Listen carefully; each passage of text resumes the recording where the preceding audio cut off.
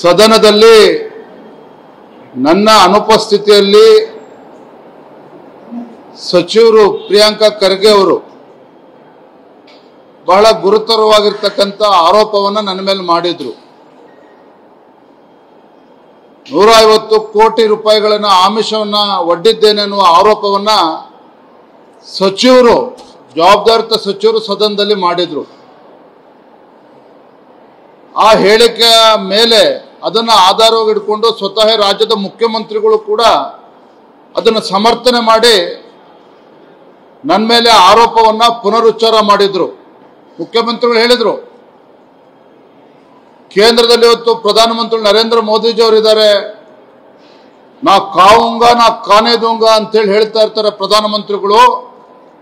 ಏನಿವತ್ತು ವಿಜೇಂದ್ರ ಮೇಲೆ 150 ಕೋಟಿ ಆರೋಪ ಬಂದಿದೆ, ಇದೊಂದು ಹಗರಣ ಇವತ್ತು ಬಯಲಾಗಿದೆ, ಇದ್ರ ಬಗ್ಗೆ ಸಿಬಿಐ ತನಿಖೆಗೆ ಆದೇಶ ಮಾಡಲಿ ಪ್ರಧಾನಮಂತ್ರಿಗಳು ಅಂಥೇಳಿ ಸ್ವತಃ ಮುಖ್ಯಮಂತ್ರಿಗಳು ಹೇಳಿದರು. ಸ್ವತಃ ಮುಖ್ಯಮಂತ್ರಿಗಳು ಸವಾಲನ್ನು ಎಸಗಿದ್ರು. ನಾನಿವತ್ತು ಸದನದಲ್ಲೂ ಕೂಡ ಹೇಳಿಕೆಯನ್ನು ನೀಡಿದ್ದೇನೆ.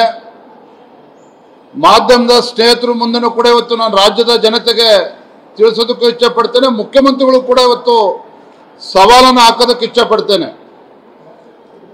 ಯಾವ ಮುಖ್ಯಮಂತ್ರಿಗಳು ಹಗರಣಗಳ ಸರಮಾಲೆಯಲ್ಲಿ ಸಿಲುಕಿ ಹಾಕಿಕೊಂಡಿದ್ದಾರೆ, ಮಹರ್ಷಿ ವಾಲ್ಮೀಕಿ ಅಭಿವೃದ್ಧಿ ನಿಗಮದಲ್ಲಿ ಮುಖ್ಯಮಂತ್ರಿಗಳ ಸಿದ್ದರಾಮಯ್ಯನವರ ಆದೇಶದಂತೆಯೇ ನಾಗೇಂದ್ರ ಅವರು ಇವತ್ತು 100 ಕೋಟಿ ಲೂಟಿ ಮಾಡಿದ್ದಾರೆ ಅಂತೇಳಿ ಇವತ್ತು ಜನಸಾಮಾನ್ಯರು ಮಾತನಾಡ್ತಾ ಇದ್ದಾರೆ. ಮತ್ತೊಂದು ಕಡೆ ಮೈಸೂರಿನ ಮೂಡ ಹಗರಣ, ಯಾವ ಮುಖ್ಯಮಂತ್ರಿಗಳು ಅಪರಾಧನೇ ಮಾಡಿಲ್ಲ ಅಂತ ಹೇಳ್ತಾ ಇದ್ರು. 62 ಕೋಟಿ ನನಗೆ ಪರಿಹಾರ ನೀಡಲಿ, ನಿವೇಶನವನ್ನ ಹಿಂದಿರುಗಿಸ್ತೇನೆ ಅಂತ ಪಾಪ ಸಿದ್ದರಾಮಯ್ಯನವರು ಹೇಳ್ತಾ ಇದ್ರು. ಯಾವಾಗ ಮುಖ್ಯಮಂತ್ರಿ ಅವರ ಬುಡಕ್ಕೆ, ಅವರ ಸ್ಥಾನಕ್ಕೆ ಕುತ್ತು ಬರ್ತಾ ಇದೆ, ಮೂಡ ಪ್ರಕರಣದಿಂದ ಮುಖ್ಯಮಂತ್ರಿ ಸ್ಥಾನಕ್ಕೆ ರಾಜೀನಾಮೆ ಕೊಡಬೇಕಾಗ್ತದೆ ಅಂತೇಳಿ